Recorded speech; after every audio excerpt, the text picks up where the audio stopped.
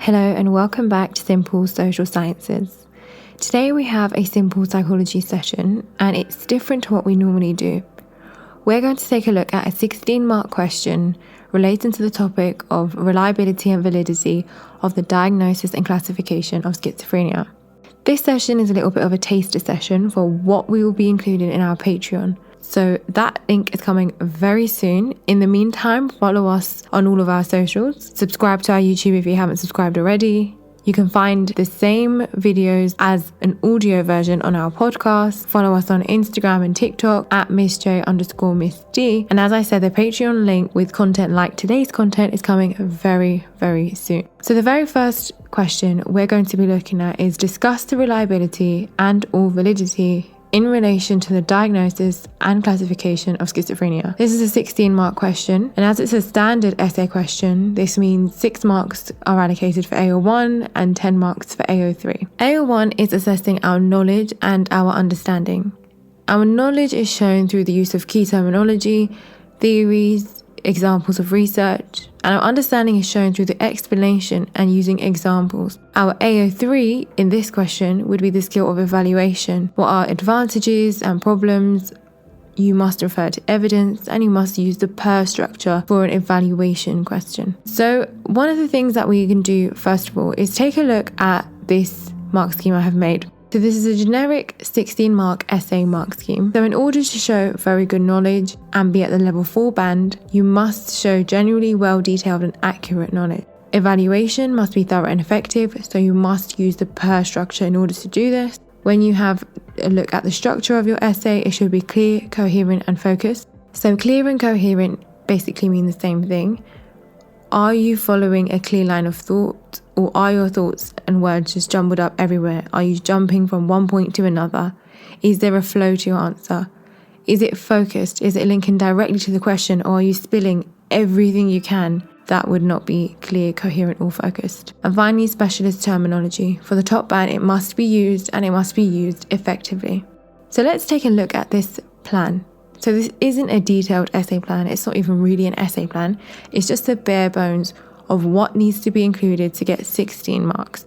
So this question asks you for several things: reliability and or validity relating to diagnosis and classification. So the first thing you do is outline the reliability of a diagnosis. Then you need to evaluate the reliability of diagnosing schizophrenia. You must then outline the validity of a diagnosis and again evaluate this. And finally, for your last 2 evaluation paragraphs, we will look at evaluating the validity of diagnosis and classification. So we're now addressing all parts to the question. So let's break each of these parts down. First of all, you need to outline the reliability of a diagnosis. We must define reliability in the context of diagnosis to address this part of the question. So how is reliability of diagnosis checked? We know this already from our last session. It's through inter-rater reliability. So 2 psychiatrists or more must come to the same agreement and reach the same diagnosis in order to have a reliable diagnosis of schizophrenia. We must then evaluate the reliability of a diagnosis. So earlier on we saw when researchers had 2 psychiatrists independently diagnose 100 people using the DSM and ICD, the first psychologist diagnosed 70 of those 100 people with schizophrenia, and the second diagnosed 37 of those 100 with schizophrenia. The same people presenting the same symptoms, but 2 psychiatrists reached different verdicts. So this indicates poor inter-rater reliability as the 2 researchers had not reached the same diagnosis. So we now need to put all of this into the structure of the essay. So when it comes to evaluating the reliability of a diagnosis, we need to use the PER structure. Your point would be the reliability of diagnosis is poor. We then go in to use our evidence or our examples. So as we mentioned, 2 psychiatrists independently diagnosed 100 people and they did not reach the same diagnosis. Well, this indicates poor inter-rater reliability, which is a problem when diagnosing schizophrenia. So remember the question asked you to discuss the reliability and validity, which means to outline and evaluate in relation to diagnosis and classification. So at the moment, it's just reliability of diagnosis. We then move on to validity of diagnosis. We need to define validity in the context of schizophrenia, and we need to question, how is the validity of diagnosis checked? Well, The validity of a diagnosis refers to the extent to which a diagnosis of schizophrenia is genuine and accurate. And this can be assessed by looking at concurrent validity. Do two diagnostic tools for schizophrenia reach the same diagnosis? So this time we're not focusing on the clinicians, psychiatrists, or the people who are assessing the symptoms. Instead, we are looking at the diagnostic tools. And if they reach the same diagnosis, it must mean that they are both accurate assessments. So in the same research that we mentioned, the first psychiatrist diagnosed 26 of those 100 people with schizophrenia using the DSM and 44 out of 100 using ICD.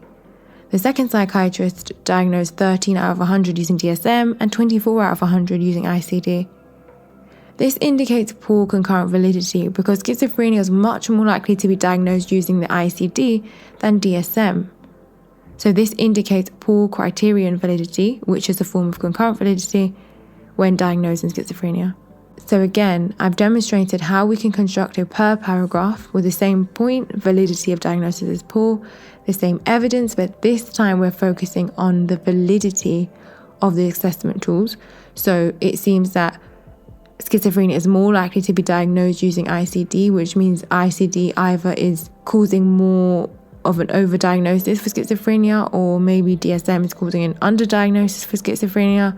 Either way, this demonstrates poor criterion validity, which is an issue, again, when diagnosing schizophrenia. And now we're moving on to evaluate the validity of a diagnosis and classification. So remember, the focus of this evaluation is discussing the extent to which the classification of schizophrenia is genuine and accurate.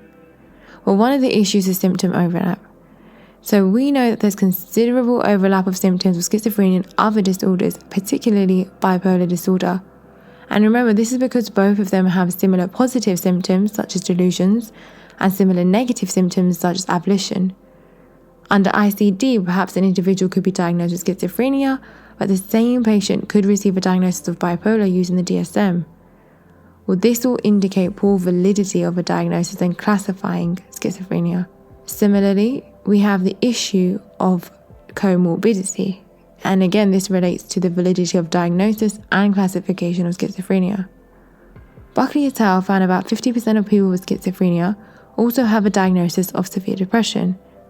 So could it be that severe depression looks like schizophrenia and vice versa, or is it one disorder? Well, this confusion and the fact that such a high number of people experience both schizophrenia and severe depression suggests low validity of both the classification and diagnosis of schizophrenia. So overall, this is an overview of all of the information we have included. We have 3 points. These are our key questions to get to them. We have our evaluation paragraphs, paragraph 1, 2, 3, and 4. And all this information can be translated to this essay plan. So the way that you structure your essay plans would have the headings related to what you need to write about. So outline reliability of diagnosis, evaluate reliability of diagnosis, outline validity of diagnosis, evaluate validity of diagnosis, evaluate validity of diagnosis and classification, and finally evaluate validity of diagnosis and classification again. As you can see, the per paragraph plans only have the most important information. Of course, you will need to add more detail when you are writing this up. I will have a model essay attached to this, the link in the description. And in the future, if you sign up to our Patreon, you will be able to access breakdowns of essay plans, also get a digital copy of essay plans, as well as revision summaries. We plan to hold these revision summaries live, especially with a lot more of them when we're approaching mock season, exam season, and yeah, just a lot more planned. I'm really excited. We both are really excited to start off this Patreon. As soon as we have all the information for it, you will find out. So stay tuned. Make sure you are following us on Instagram at MissJ_Miss_D and TikTok as well, so you don't miss out on updates relating to any of the new services we will be offering. So you are now ready to answer the essay question, discuss the reliability and or validity in relation to the diagnosis and classification of schizophrenia, and get 16 out of 16 marks.